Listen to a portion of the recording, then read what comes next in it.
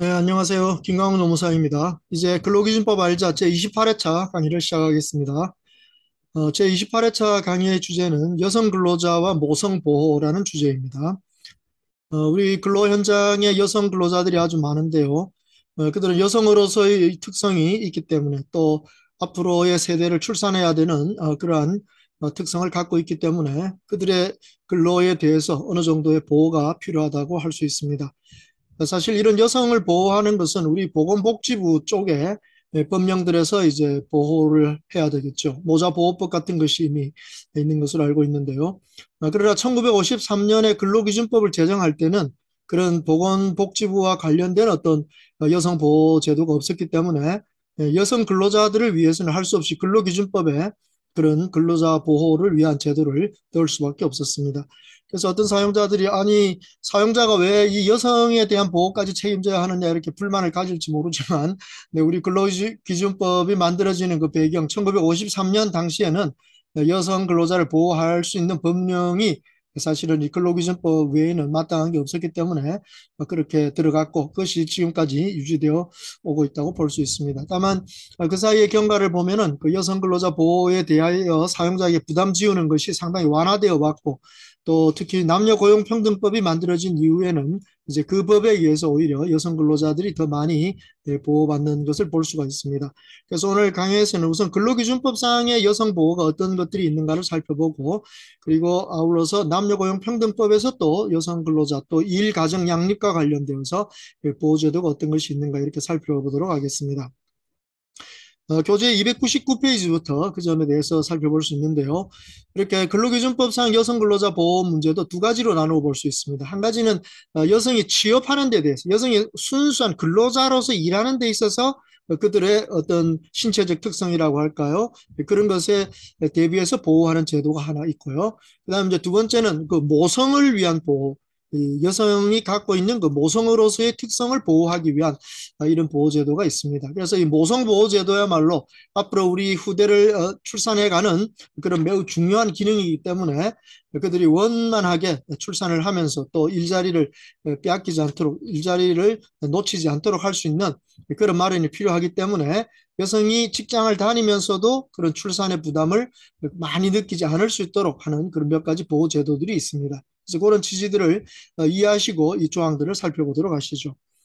먼저 여성 근로자의 취업 보호가 있죠. 여성 근로자들의 어떤 신체적인 특성 또 여성이라고 하는 그런 특성 때문에 도덕적인 이런 데서 피해를 입을 가능성이 높기 때문에 그들을 좀 보호해 줄 필요가 있을 것입니다. 그래서 우리 근로기준법은 한 세 가지 정도 이런 보호 제도를 두고 있습니다. 취업상의 보호.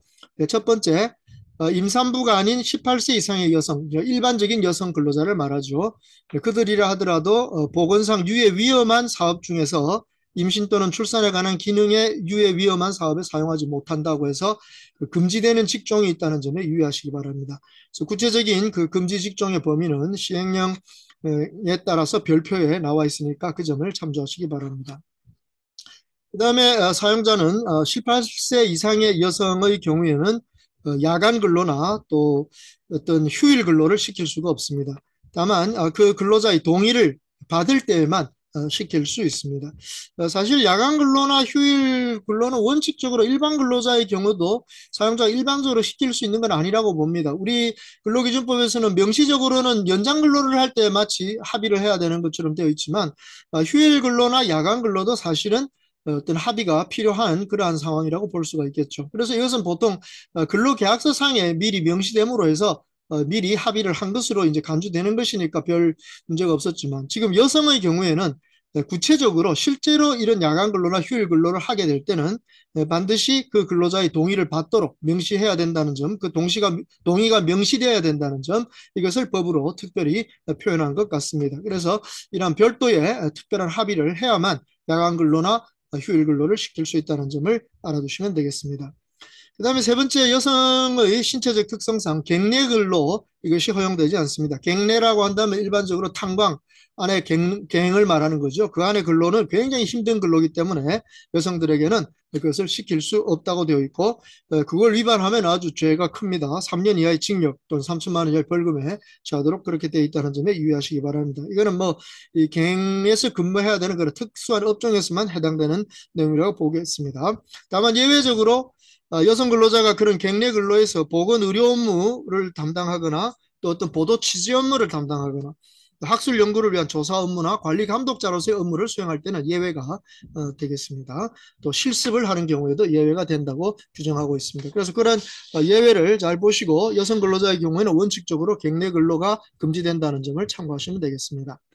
이제 교재 300페이지 가시면 여성의 모성을 보호하는 제도들이 다양하게 있습니다. 제가 근로기준법을 정리해 보니까 한 10가지 정도 되는데요. 각각 하나씩 간단하게 살펴봅시다. 첫째, 여성 근로자가 청구하면 월 1일의 생리휴가를 주어야 합니다. 이건 우리 근로기준법의 아주 세계적인 특성입니다. 거의 전 세계에서 우리나라밖에 없는 것 같은데요.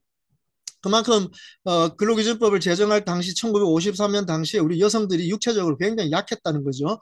네, 그러므로 그러한 생리가 매월 주기적으로 오게 될 때 그날 근무를 하게 되면 굉장히 여성에게 불편하고 힘든 이런 상황이 벌어지기 때문에 그때는 이제 이 월 1일의 생리휴가를 유급으로까지 줄 수 있도록 이렇게 규정이 되어 있었는데 그 위에 변화되면서 지금 보시는 규정은 생리휴가를 청구하면 준다. 그러니까 청구하지 않고 아주 건강한 여성이 생리일에도 별 지장 없이 근무할 수 있는 이런 경우라면 청구하지 않는다면 안 줘도 됩니다.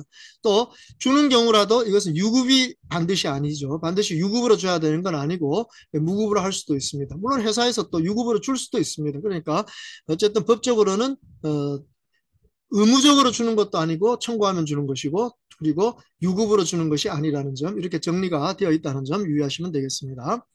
그 다음 두 번째 보호 방식은 임신 중이거나 산후 1년이 지나지 아니한 여성 이걸 임산부라고 이제 부르기로 하겠습니다. 그래서 임산부의 경우에는 도덕상 또는 보건상 유해한 사업에 사용할 수 없다고 했고 그 범위는 역시 시행령 별표에 나와 있습니다. 그 다음에 임산부를 야간 근로나 휴일 근로에 시킬 수가 없습니다.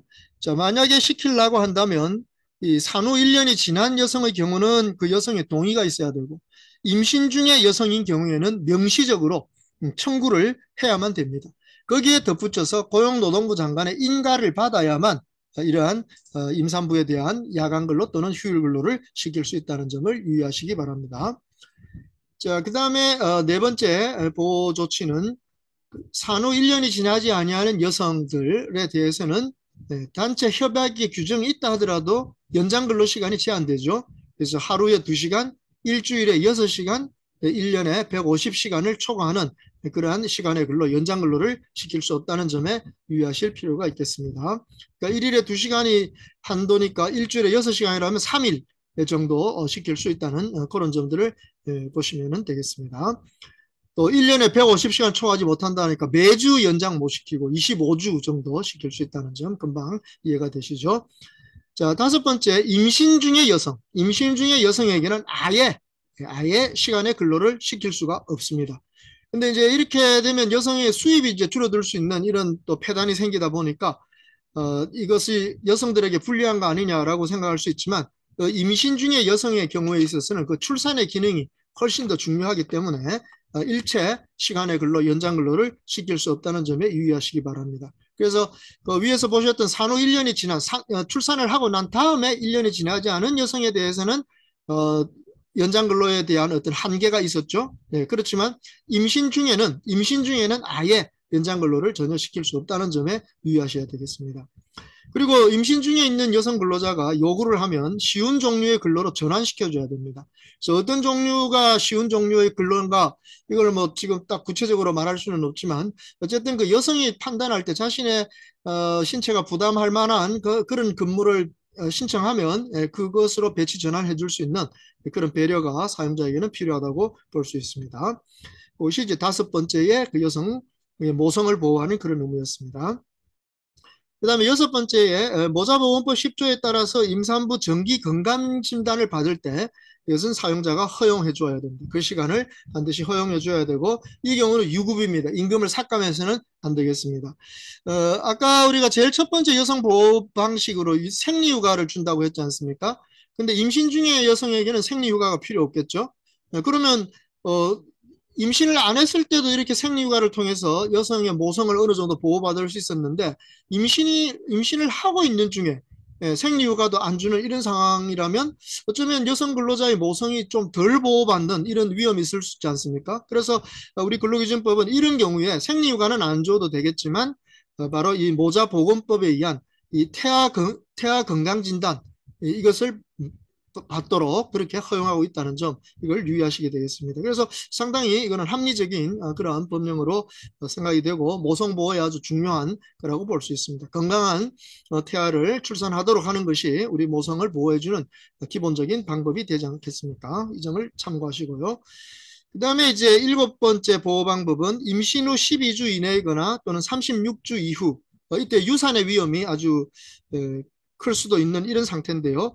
이때 여성 근로자가 일일 2시간의 근로시간 단축을 요청하면 사용자는 반드시 이것을 허용해야 되겠습니다. 그리고 이 근로시간을 2시간 단축하는 데 대해서 임금을 삭감해서는 안 된다는 점, 이 점을 유의하셔야 되겠습니다.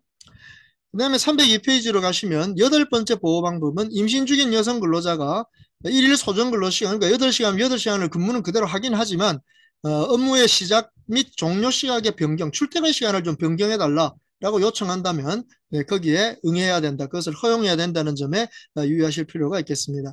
이는 뭐 소정 근로 시간을 근무하는 거니까 임금 문제는 없겠고 근무 시간 자체가 이제 좀 변화되는 것인데 지금 임신 중의 여성이라는 점을 생각한다면 가벼운 업무에 전환하는 걸 요청하지 않고 그냥 단순히 근무 시간을 좀 변경해달라, 출근 시간, 퇴근 시간을 변경해달라 이 정도 요청이니까 뭐 이거는 사용자가 허용하는데 그렇게 어려움은 없다고 봅니다. 다만 그렇게 했을 경우 정상적인 사업 운영에 어떤 중대한 지장을 초래한다면 그것은 허락하지 않아도 된다는 단서까지 다 붙어 있습니다. 자, 그 다음에 9번째, 생후 1년 미만의 유아를 가진 여성 근로자가 청구하는 경우 1일 2회의 수유시간 30분 이상씩 유급으로 수유시간을 줘야 됩니다.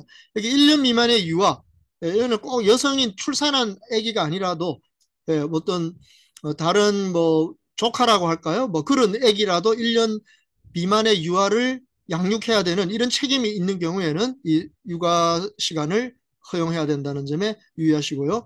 또 이 여성 근로자가 미혼이냐 기혼이냐 이것도 따지지 않습니다. 어쨌거나 이 1년 미만의 유아를 돌봐야 되는 그런 책임 있는 여성이 1일 2회 30분 이상의 육아 시간을 요청한다면 이것은 허용해야 됩니다. 이 경우에 임금을 지급해야 되는데요. 다만 이 시간을 근로시간이라고 보기는 어려울 것입니다. 이런 점에 좀 유의하실 필요가 있겠습니다. 그리고 이제 10번째 여성의 모성을 보호하는 제도는 출산 전후 휴가, 산전휴가라고 하는 출산휴가라고 그냥 간단하게 줄여서도 말하는 바로 그런 제도입니다. 이거는 별도로 303페이지부터 따로 규정이 되어 있습니다. 설명하겠습니다. 산전후 휴가는 출산 전과 출산 후를 통해서 90일을 줘야 되는데 반드시 출산 후에 반드시 45일 이상이 보장되도록 해야 되겠습니다. 그래서 분만 예정일이 좀 늦어지는 바람에 산후에 그 날짜를 다 지키게 되면은 90일을 넘어가는 경우가 발생할 수 있어도 그렇다 하더라도 반드시 이 출산 후에 45일은 보장되도록 해야 된다. 이것을 유의하셔야 되겠습니다.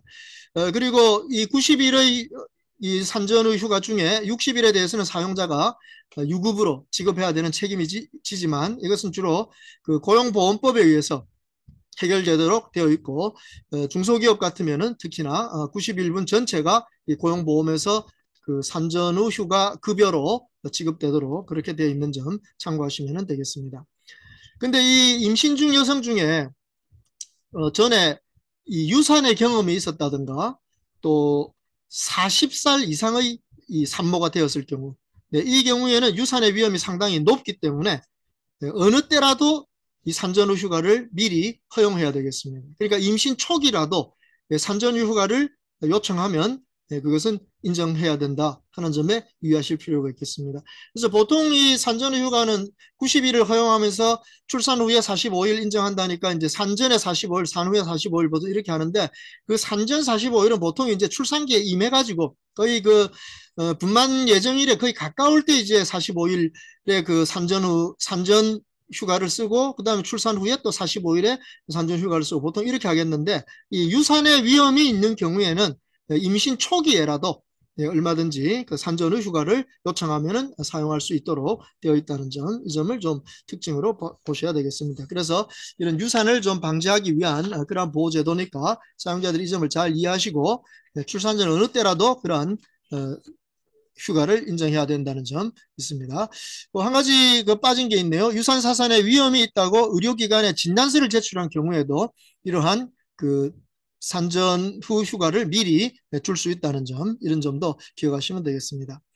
자, 우리가 산전 휴가 얘기할 때 산은 항상 출산, 건강한 아기가 탄생한 것, 이거 보통 의미하는데, 불행하게도 때때로 유산이나 사산을 할 때도 있지 않습니까? 네, 그래서 우리 근로기준법은 참 이 모성보호에 있어서 유산이나 사산을 했을 경우도, 네, 이것은 근로자에게 거기에 맞는 일수를 따져서 임신기일에 따져 가지고 그 유산이나 사산한 기간까지의 그 임신 일수가 어느 정도 되었느냐에 따라서 그 여러 가지 변동적인 그런 휴가 일수를 규정하고 있는 걸 볼 수 있습니다.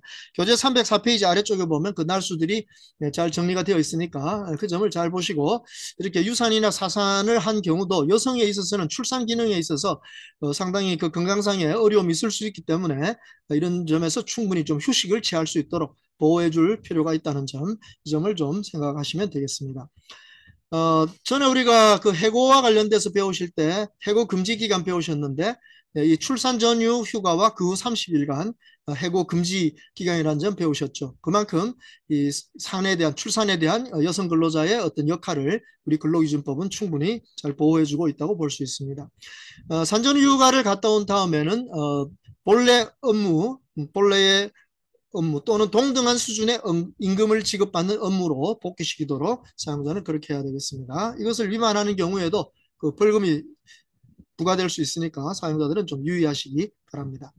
자, 여기까지 우리는 근로기준법상의 여성을 보호하는 제도, 업무와 관련된 3가지 보호제도, 그 다음에 그 모성보호와 관련된 10가지, 무려 10가지의 그런 보호제도를 정리했습니다. 그래서 필요하신 대로 여기 교재에 나와 있는 이 법령들을 잘 정리하시면 될 것 같습니다. 자, 그 다음에 남녀고용평등법상에서 이 보호제도가 몇 가지 좀 있죠. 이것은 이제 우선 차별 대우를 금지하는 보호제도, 성희롱을 해서는 안 된다는 그런 보호제도, 그리고 이제 일가정을 양립시켜주는 이런 보호제도인데, 일가정 양립제도의 보호제도는 꼭 여성에게만 해당되는 건 아니죠. 남성 근로자에게도 해당될 수가 있습니다. 그래서 그 점만 유의하시지만, 주로 이제 여성과 관련돼서 이런 일들이 보호제도가 많이 활용되기 때문에 여기서 이제 여성 근로자 보호하는 이 강의에서 같이 살펴보도록 하겠습니다. 먼저 남녀고용평등법 상에서 여성을 보호하는 첫 번째 제도는 차별금지제도, 평등한 기회를 보장하고 대우를 해야 된다라고 하는 그러한 내용이겠습니다. 교재 305페이지부터 바로 그 점이 나와 있습니다. 자, 여기 차별이 금지된다고 했는데요. 차별이란 무엇입니까? 즉, 특히 여성에 대한 차별이란 무엇입니까? 네, 사업주가 근로자에게 성별, 혼인, 가족 안에서의 지위, 또 임신 또는 출산 등의 사유로 합리적인 이유 없이, 그렇죠? 여기 합리적인 이유가 없이, 이게 아주 중요한 점입니다. 채용 또는 근로의 조건을 다르게 하거나 그 밖에 불리한 조치를 취하는 경우, 이것이 바로 차별이라고 하는 것입니다. 그래서 차별이란 모든 차별이 그렇듯이 합리적인 이유가 없는 차별, 이것이 이제 문제가 된다는 것이죠. 그러나 그 차별에 이런 여성이라는 것 말고 다른 어떤 업무상의 어떤 합리적인 이유가 있다면 그 경우는 뭐 차별이라고 보지를 않습니다. 그래서 이 불합리한 차별이 아니어야 한다는 점, 이 점을 꼭 기억하실 필요가 있습니다. 자, 여기 한 가지 유의하실 점은, 지금 우리가 여기 여성 근로자에게 차별하면 안 된다라고 지금 하고 있는데요. 남녀고용평등법에서 근로자라고 말할 때는 이 재직하고 있는 근로자만을 말하는 게 아니라는 점에 유의하셔야 됩니다. 그래서 채용을 하는 과정에서 구직을 하고 있는 근로자, 그 구직 중인 근로자의 경우도 남녀고용평등법에서는 근로자로 인정하고 있다는 점, 이 점을 유의하셔야 되죠. 그래서 교재 306페이지 아래쪽에 보시면 그 남녀고용평등법 2조 4호가 인용이 되어 있는데, 거기 보면 고용된 사람과 그 다음에 취업할 의사를 가진 사람이라고 되어 있기 때문에, 이 근로자로 다 보기 때문에 구직 중인 사람도 근로자로 인정됩니다. 그러니까 차별해서는 안 된다 이러면은 바로 구직 중에 있는 사람에 대해서도 차별하면 안 된다, 이 점을 금방 알 수 있죠. 그래서 구체적으로 차별이 금지되는 분야로서 모집과 채용에서의 차별은 안 된다는 게 나옵니다. 여성을 모집에 있어서 또는 채용에 있어서 차별하면 안 되고, 특히 그 여성의 용모나 키, 체중 이런 걸 갖다가 그 채용할 때 물어보고, 그것이 직무 수행하고 별로 상관도 없는 것인데 그걸 어떤 채용 조건으로 하는 경우라면 이거는 차별에 해당하는 것이 되겠습니다. 그 다음에 307페이지로 가시면 임금이나 복리후생에서 차별하면 안 되죠. 그래서 여기 남녀고용평등법에서는 동일가치 노동에 대해서는 동일한 임금을 지급해야 된다. 그래서 남녀차별에 있어서 임금차별 금지의 원칙으로 이 동일가치 노동에 대해서는 동일한 임금을 지급해야 된다는 원칙을 법으로 규정하고 있습니다. 사실 동일노동, 동일임금 원칙 이거는 뭐 흔히들 쓰는 얘기 아닙니까?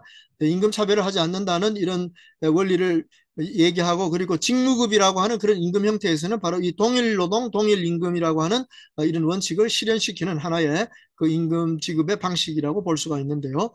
이거는 이제 아주 중요한 원칙이긴 하지만 남녀고용평등법에서 이걸 이제 법으로 규정하고 있습니다. 그래서 어떤 분들은 근로기준법에는 이 원칙이 적용 안 된다, 뭐 이렇게 얘기하시는 분도 있는데 저는 좀 그렇지 않다고 생각합니다. 어떻게 이제 하다 보니까 남녀고용평등법에 이 원칙을 규정을 해놓긴 했지만 사실 이거는 근로기준법에서도 평등대우 원칙이 있다면 이건 당연히 동일노동은 동일임금 지급해야 된다는 이 원칙은 그대로 적용될 것이라고 보는 겁니다. 그래서 남녀차별에서뿐만 아니라 어떤 직종에 있어서든 그 업무가 동일한데도 불구하고 거기에 대해서 임금을 불합리하게 차별한다면 그것은 바로 차별금지 원칙에 위반되는 것이라고 볼 수밖에 없다는 것이죠. 그래서 이 점을 유의하시고, 특히 남녀고용평등법에서는 남녀 간에 동일한 업무를 수행하는데 거기에 대해서 남녀라는 이유만으로 임금을 차별하는 것은 금지되고 있다는 점을 유의하시기 바랍니다. 특히 남녀고용평등법은 이 동일가치 노동이라는 걸 어떻게 판단하는가 하는 그런 규정을 법으로 정해놓았습니다.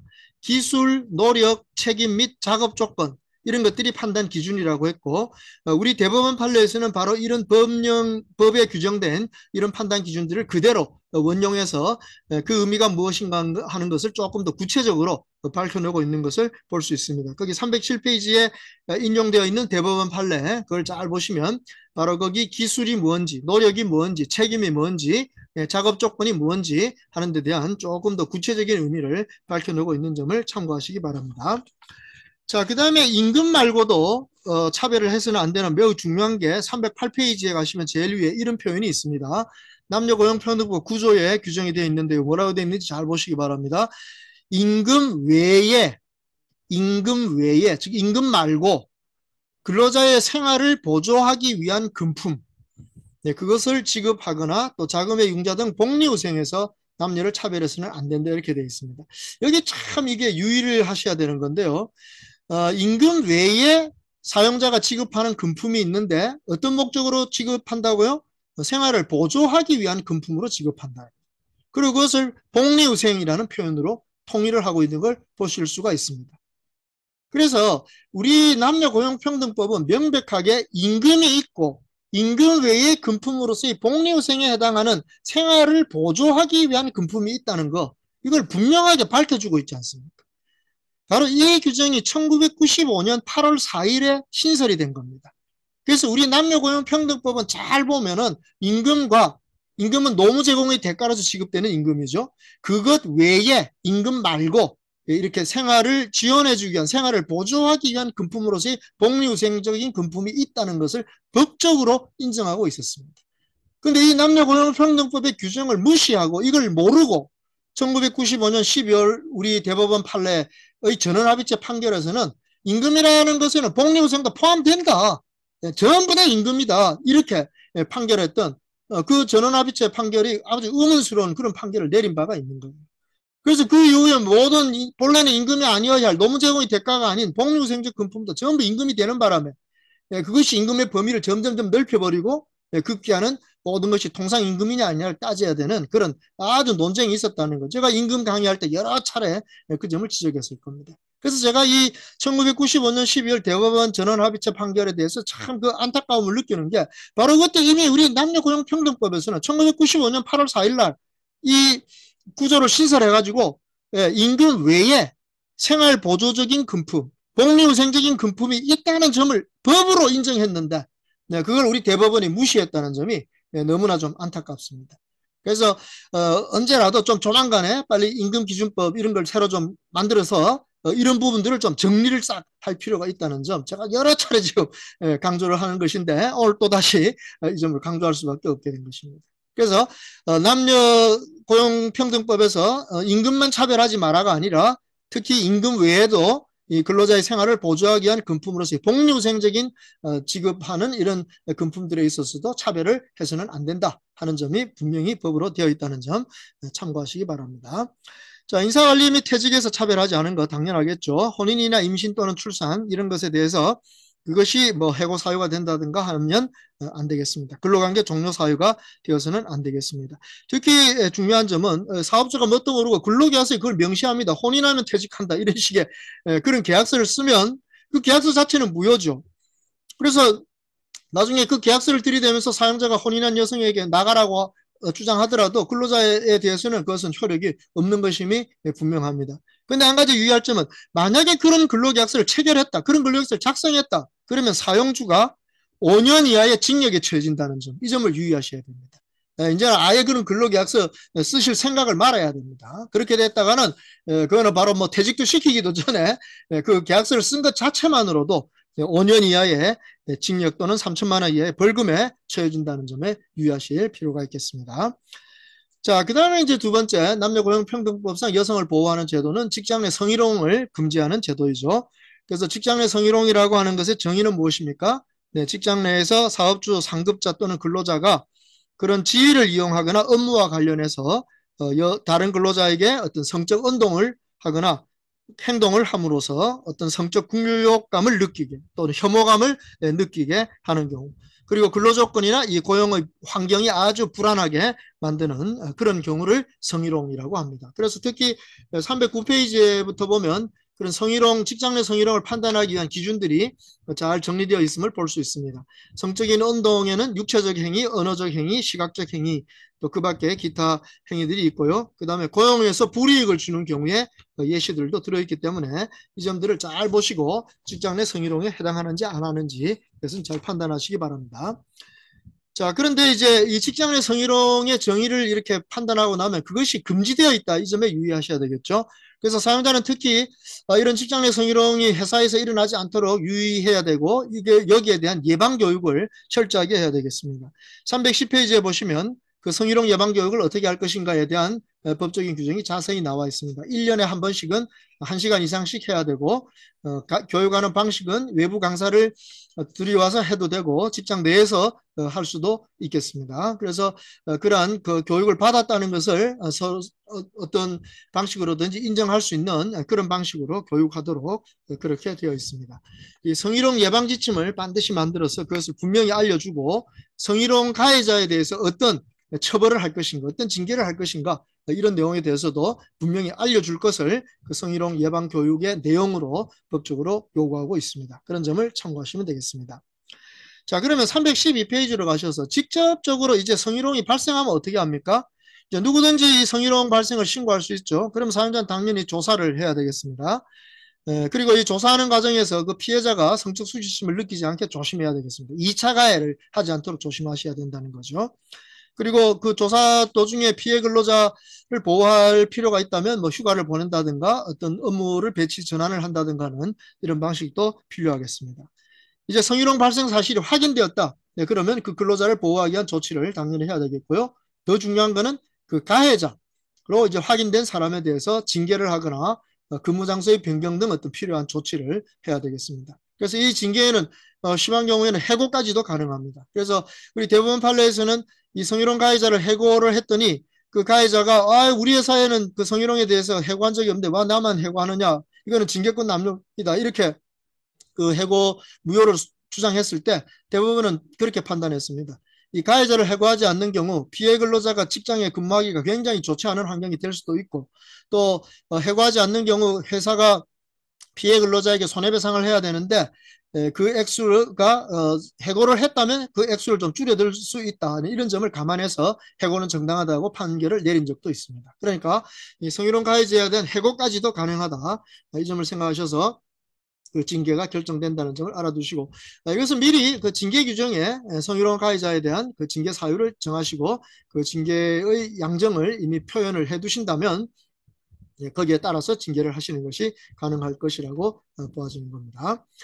그 다음에 이제 이게 흔히 우리 회사에서 볼 수 있는 게 그 피해자가 신고했다고 또 그 옆에서 그 피해 신고를 한 여성 근로자를 도와준다고 이렇게 나선 사람들에게 대해서 사장님이 나중에 거기에 대해서 앙심을 품고 불이익을 주는 경우가 있습니다. 이건 대단히 잘못된 것이죠. 그래서 그러한 불이익을 주는 경우 피해 여성 또는 그 피해 근로자를 도와준 사람들에게 불리한 처우를 하는 경우 3년 이하의 징역에 처하도록 그렇게 되어 있다는 점에 유의하실 필요가 있겠습니다. 그래서 어떤 경우가 불이익인가 하는 것을 313페이지 그 네모에 잘 정리가 되어 있으니까 아주 다양한 유형의 그런 불이익이 있는데 이런 것들을 결코 하시지 않도록 유의하시기 바랍니다. 그 다음에 이제 조사 과정에 참여했던 사람들 비밀을 지켜야 된다는 거, 그거는 분명한 사실이겠습니다. 자, 아까 우리가 이 남녀고용평등법에서의 근로자에는 구직자가 포함된다고 했지 않습니까? 그럼 구직자 채용 과정에 있는 사람이 성희롱을 당하는 경우가 있습니다. 이것도 참 채용한답시고 면접 이런 거 빙자해가지고 그 구직자를 이렇게 성희롱하는 경우가 종종 발생하더라고요. 자, 그러면 이 경우에 그 사용자가 피해자에게 불이익한 처우를 해서는 안 된다라고 지금 되어 있었지 않습니까? 그러면 그 구직자에 대해서 불이익한 처우를 해서는 안 된다. 이거는 무슨 뜻일까요? 만약에 그 사람이 성희롱에 대한 신고를 했다고 해가지고 그 이후로 채용을 거부를 해버린다면 이거 불이익이 되지 않을까요? 네. 이게 아직까지 사례는 안 나왔지만 제가 이 강의를 준비하면서 보니까 그런 의문이 떠오르더라고요. 그래서 이게 남녀고용평등법의 특징이 근로자에는 구직자도 들어간다. 즉 채용에 응시한 이런 사람들도 다 포함된다는 점을 잘 기억하시고 그 사람을 채용하는 과정에서 특히 면접시험 같은 데서 면접관이 우리 회사 직원이 관리자들이겠죠. 이들이 그 피면접자 그 응시자인 구직자에 대해서 어떤 성희롱적 행위 이런 거를 하게 된다면 이것도 분명히 문제가 된다는 점을 잘 알아두실 필요가 있겠습니다. 그래서 여기에 불이익이 뭔가 하는 이런 문제를 둘러싸고 앞으로 법적인 그런 다툼이 생기지 않을까 하는 그런 가능성도 충분히 예상할 수가 있을 것 같습니다. 자, 이제 남녀고용평등법에서 여성뿐만 아니라 뭐 모든 근로자들의 그 가정 이것을 보호하기 위한 그러니까 일과 가정을 보호하기 위한 이런 내용이 이제 쭉 나와 있습니다. 뭐 워라밸을 보호한다 이런 표현을 하죠. 일과 생활을 보호해주는 이런 필요한 제도로서 우리 남녀고용평등법은 비교적 이런 부분에 대해서 아주 자세하게 규정이 나와 있는 것 같습니다. 314페이지 보시면 첫 번째 배우자 출산 휴가가 있죠. 네, 1회에 한정해서 나누어 사용할 수도 있고 열흘간입니다. 열흘간의 그 배우자 출산 휴가가 유급으로 주어진다는 점 알아두시면 되겠고요.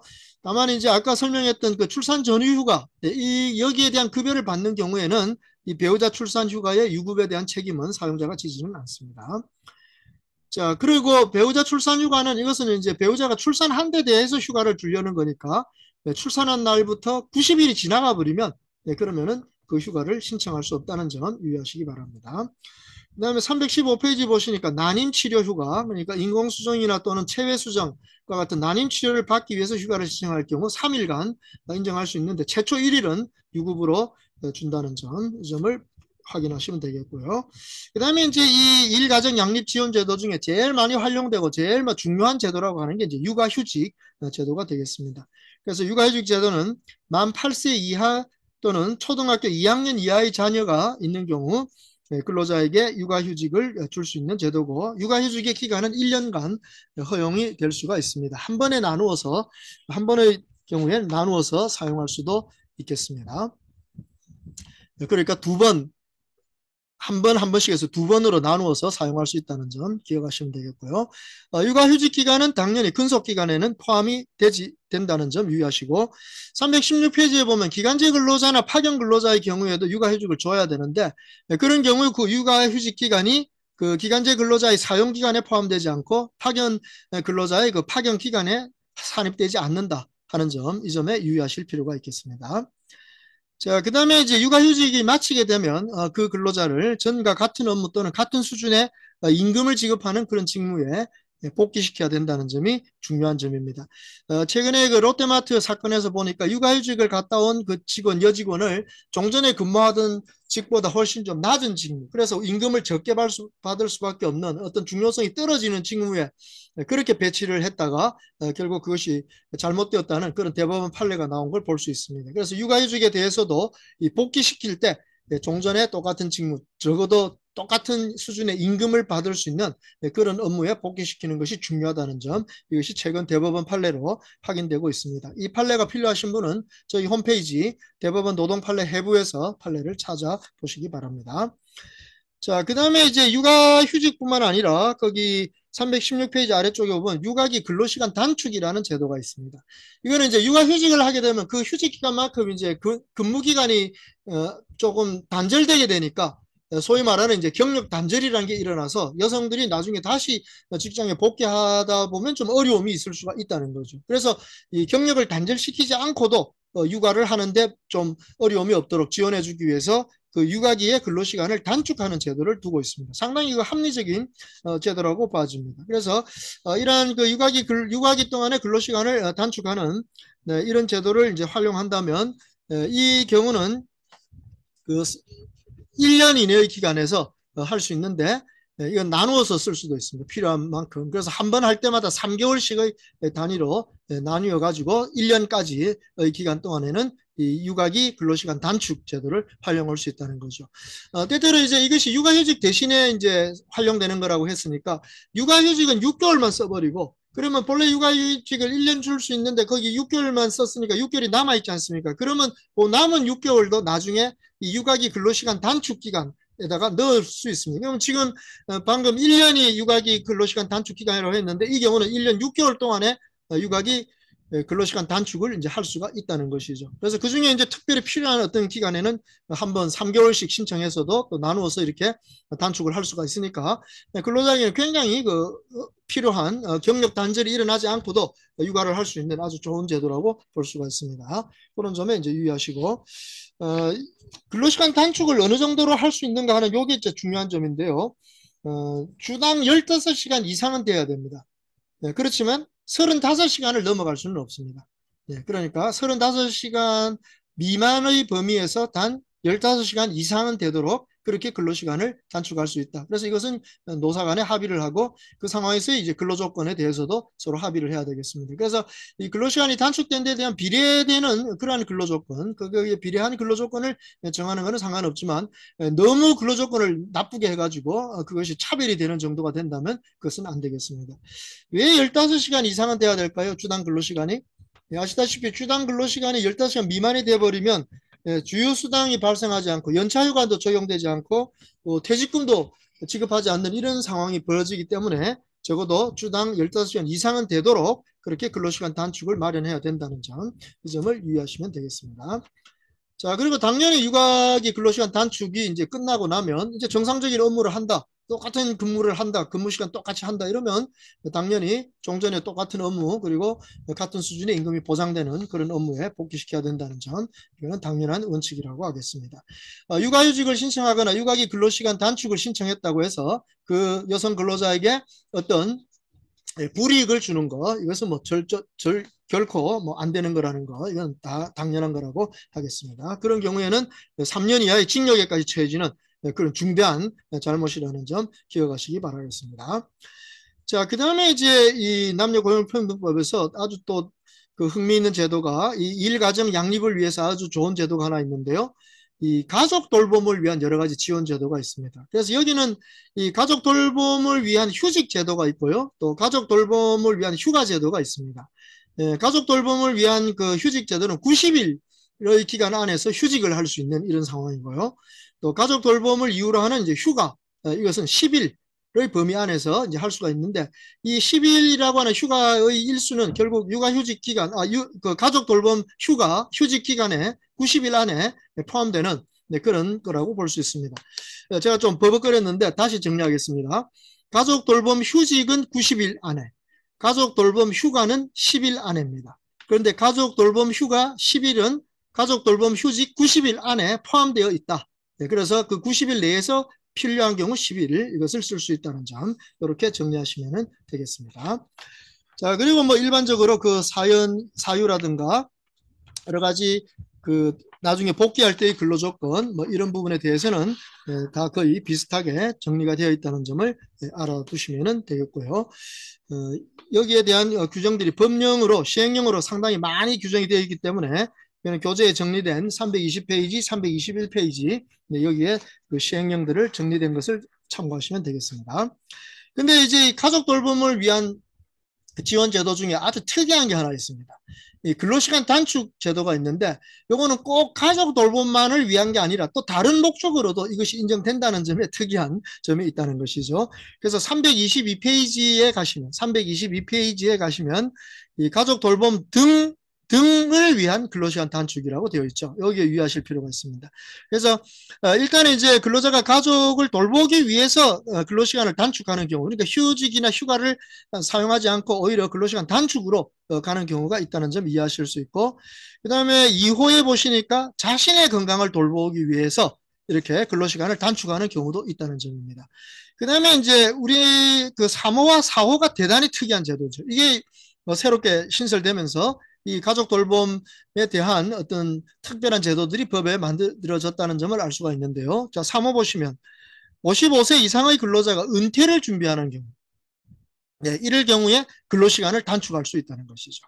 그 다음에 4호에 보시니까 근로자가 학업을 준비하는 경우, 네, 그럴 때에도 근로시간을 단축할 수 있다는 것입니다. 그래서 이 근로시간 단축 기간은 1년까지는 할 수 있고 또 가능하다면 더 연기할 수도 있습니다. 그래서 추가로 2년 범위 안에서 단축을 계속할 수도 있다고 되어 있으니까 상당히 근로자가 직장을 병행하면서 뭐 학업을 하거나 또는 은퇴를 준비하는 이런 활동을 하는데 전혀 지장이 없도록 아주 도움이 되는 그런 제도라고 볼 수 있습니다. 그래서 이렇게 이 남녀고용평등법이 일가정 양립 이라고 하는 목표, 워라밸을 향상시킨다고 하는 이런 목표를 두고 이런 몇 가지 구체적인 제도를 두고 있는 점 잘 만들어진 그런 제도라고 볼 수 있습니다. 우리 실무자들은 실제로 이제 업무에서 이런 부분을 다루기 때문에 이 법령상에 나와 있는 요건들을 잘 정리하셔서 좀 익숙해지실 필요가 있고, 노무사 수험생들이라면 당연히 이것이 그 노동법 1의 범위에 들어있기 때문에 나오면 상당히 까다로운 문제이긴 하지만 이것이 또 자주 출제될 수 있는 가능성이 충분히 있다고 봐지니까 이 남녀고용평등법의 규정들을 특히 잘 살펴보도록 하시면 좋겠습니다. 그래서 오늘 여성 근로자의 보호 문제를 살펴봤는데 근로기준법상의 보호제도로서의 취업상의 보호 그리고 모성보호를 살펴보았고요. 또 남녀고용평등법상의 여성근로자 보호, 뭐 여성뿐 아니라 남성도 포함될 때가 있습니다만 그 제도로서는 첫 번째 차별금지, 차별대우금지 부분, 이 차별에 있어서 여러 가지 분야들 그것을 좀 정리를 해봤고요. 그 다음에 성희롱 금지, 성희롱 금지도 꼭 여성에게만 해당하는 건 아닙니다. 남성에게도 성희롱을 해서는 안 되니까 성희롱 금지는 다 적용되긴 하지만 현재까지 우리나라의 실정은 주로 여성들에게 이런 문제가 발생하니까 특히 여성들에 대한 성희롱에 유의하셔야 되고 이것은 채용 과정 중에 여성 구직자에게도 적용된다는 점 이걸 좀 유의하실 필요가 있다는 점 다시 한번 강조해 드리겠습니다. 그리고 실제 여성 직장인들이 직장과 가정 생활에 있어서 균형을 잡고 경력 단절이 되지 않도록 도와주는 몇 가지 제도들이 있었습니다.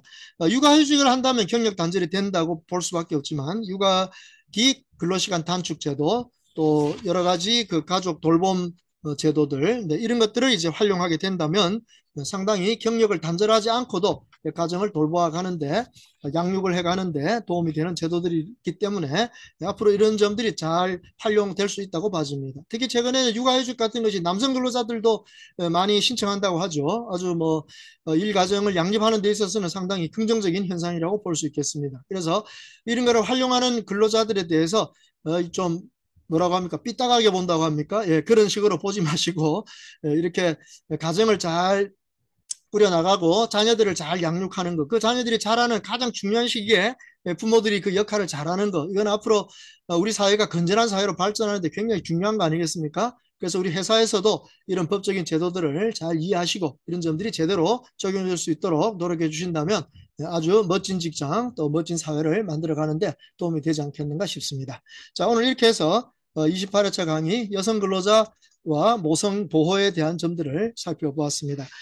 나중에 판례 해부들에서 필요한 판례들, 특히 육아휴직과 관련된 중요한 판례들이 있고요. 또 여성에 대한 그 성희롱 금지와 관련된 중요한 판례들이 정리되어 있기 때문에 그 점들을 특히 우리 수험생들은 잘 챙겨보시기 바랍니다. 자, 이렇게 해서 28회차 강의를 마치도록 하겠습니다.